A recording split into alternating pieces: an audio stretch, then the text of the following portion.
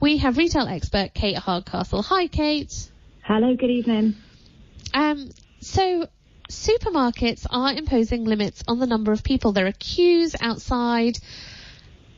I am trying to be a responsible citizen. I'm trying not to book a delivery slot because I don't have to self-isolate. I can go outside. So I'm trying not to take one of the delivery slots. But equally, I don't know if I should be queuing for half an hour. Should I be walking straight on in? What are the new protocols? So we've seen an unbelievable week change in retail. News and changes at this size and scale normally would be almost revolutionary, and it would be hitting the news bulletins all the time. But you see the changes happening, and they're just so far down the news agenda because obviously we've got bigger matters afoot.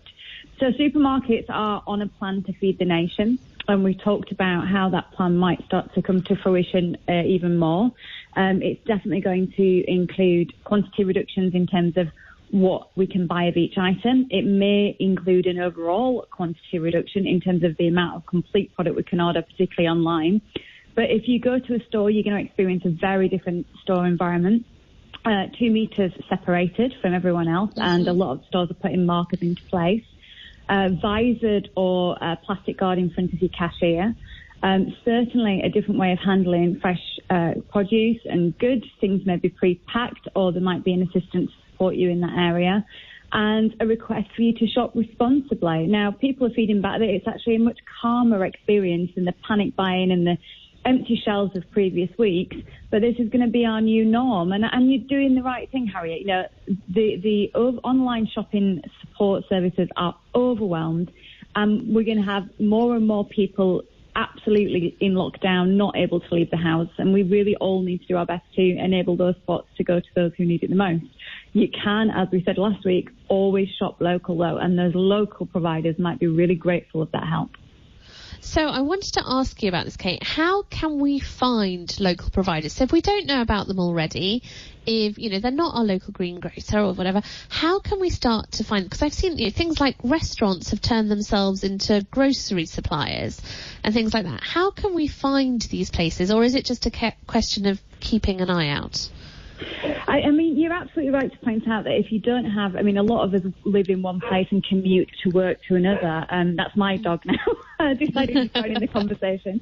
But the fact of the matter is that sometimes social network and social media is everything when it comes to finding out about this. So definitely have a good look around Facebook, Twitter, all the social media. Find if there's local groups that have been set up for your particular area. Find which cafes and restaurants have started to offer delivery services or are pre-packing their food in some way. I'm certainly advising against having a stroll around and seeing what's available to you, because it's definitely down to understanding your local environment. And, council websites are actually quite helpful. There's a lot of information that's being shared by others at this point to try and help the local, economy. I love the fact that at the end of the road, there's a hotel where I live. There's, sort of kind of 3-star hotel that has obviously had to shut down. So in the week kind of running up to that, when they clearly knew it was coming, they were selling loo roll, they were selling eggs, whatever basics you needed, you could go down there and get them. If people do need to shop online, however, is there a way to do it? Because, I tried to do an online shop the other day and had a look, and it was sort of, I think it said, don't even bother waiting, just come back tomorrow. It was impossible. I've heard of people staying up till 2 a.m. Just so they can try and get a delivery slot. I've heard of people being on hold for 5 hours. Are there any tips and tricks? The reality of it is that these services are swamped, and the queues that you see in there's every kind of story, from the 4 to 5 hour wait to people waiting that long and getting them thrown out of the system because it's just rejected, because it's overwhelmed, right through to the fact that now there are requests on some of the major grocery websites to acknowledge if you do need that online delivery slot, because they are prioritising vulnerable customers and asking you to register with the government to confirm that you are actually in need of that slot. So the advice really is, this is the next step on from the panic buying we were seeing. People are panicking now, trying to get online deliveries, and the systems are swamped. And the right thing to do is, if you are able to go out, one adult, to go get the provisions you need, that's the right thing to do. I guess if you absolutely needed an online delivery service, try and register with the government through one of these websites to acknowledge and flag up you need support, or again, local community. There's these brilliant green and red card systems for Windows to flag up if you need help from a neighbour. But I think in terms of... tell us about those. Sorry, Kate, I haven't seen this. Green and red cards. Right, okay. So again, online, it's a general system throughout the UK. Different communities have different forms, but the system is a green card in the window tells the world that you're fine. A red card in your window, obviously on display to your neighbours, flags up that you are self-isolating and may need some assistance. You can download the templates and they might help you get provisions if you're unable to get online deliveries and you still desperately need something. Even chemist sites now actually have queues for hours and hours for pharmacy products online.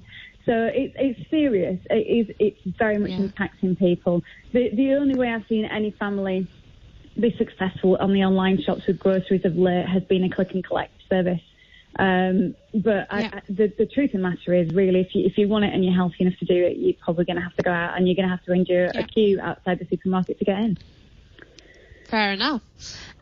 One thing I wanted to talk to you about is a sort of ethical shopping. So previously when we've talked about ethical shopping, we're talking about, supply chains and working conditions of employees and all this type of thing. But actually, I think at the moment there's a kind of movement towards ethical shopping, which is brands who are looking after their employees in the current climate. So we've seen some big brands decide that, not mentioning any names, Mr. Large Pub owner, but decide that they're just going to fire all their employees and they're done.